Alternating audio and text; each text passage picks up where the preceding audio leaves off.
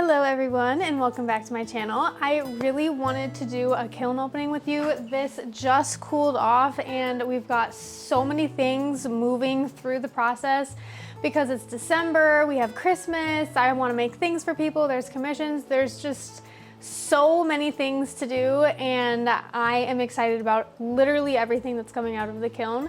So I wanted to share some of my glaze combinations with you. I'm wearing my mom's sweater today and can someone please explain to me why wearing literally anyone else's clothes but your own, the most comfortable thing ever?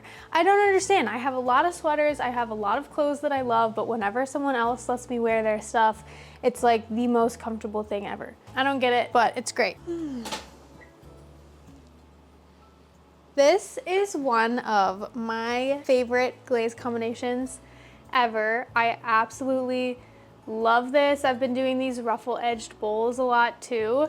They're just so perfect for serving literally anything when you have nuts or during the day or like strawberries or when you have guests over. Like it's just such a applicable bowl and it just brightens up the kitchen.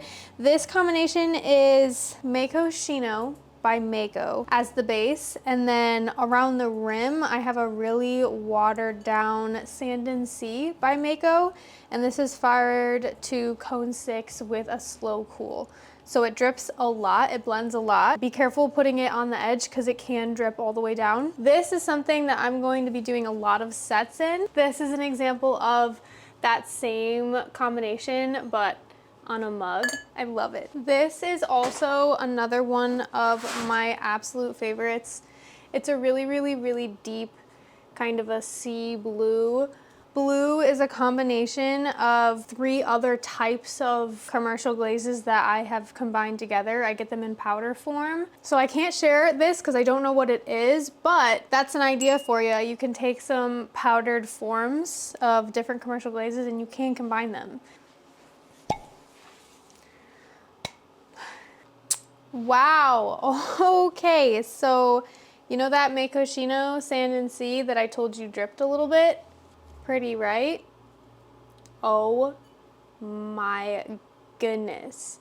That dripped so much. It didn't ruin the kiln shelf that I have because I do have the Advancer kiln shelves, which are literal, actual lifesavers. Like the whole kiln shelf probably would have been ruined.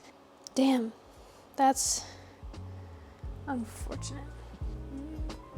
This is that same thing, Mako Shino with Sand and Sea, but then there is a rim of, I think, walnut brown, but it's by my local ceramic suppliers. This is over a speckled brown clay, and I feel like you can really tell the difference when you use like white and dark and speckled clay, especially with this combo.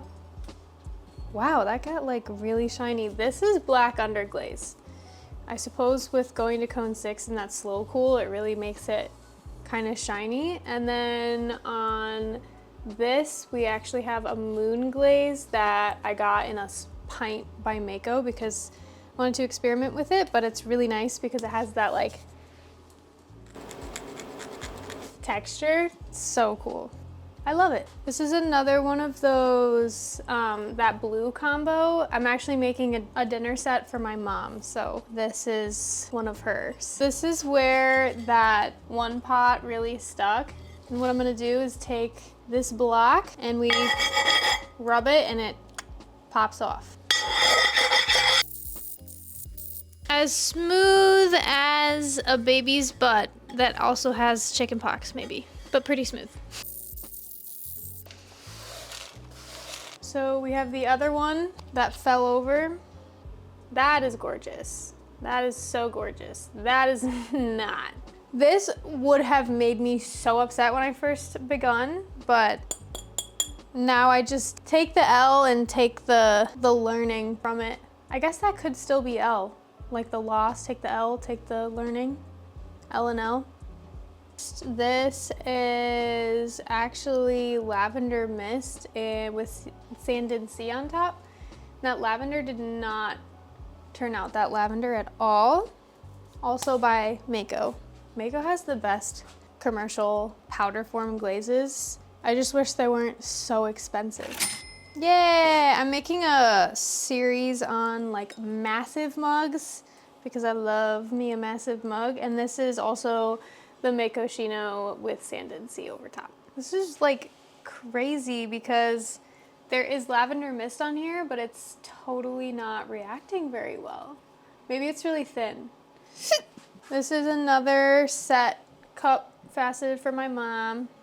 Ew. Okay, so this is alabaster, but I don't know why. It just got really, really chunky right there. Ugh, that is a shame. This is...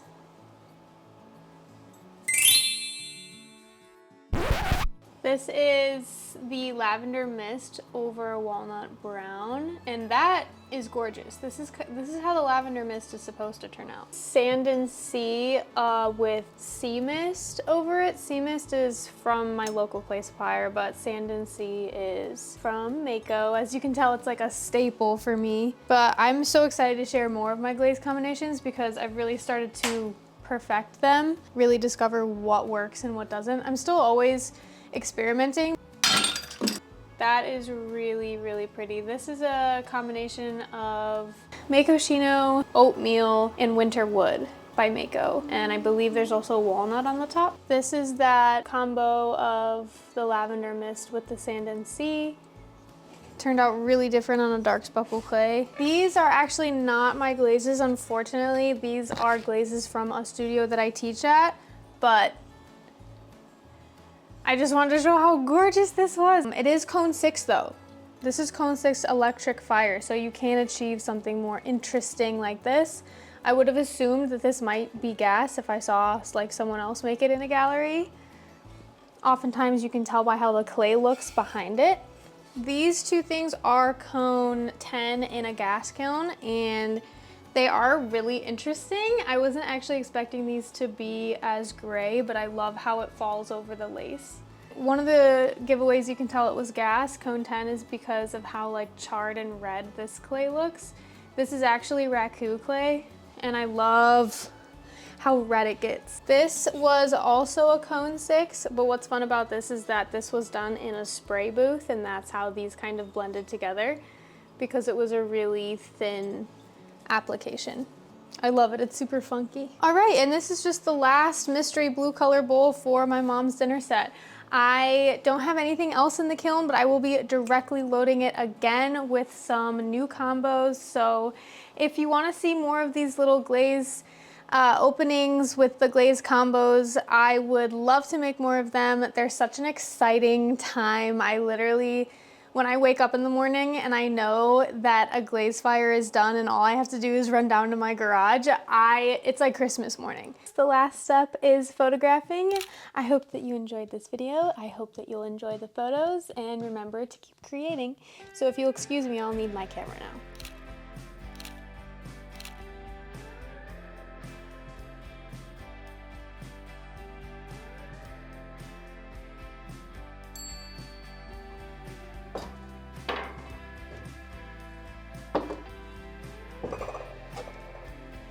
Oh yeah, and don't forget to keep experimenting, keep finding joy in the process, and know that art is so important, and so are you.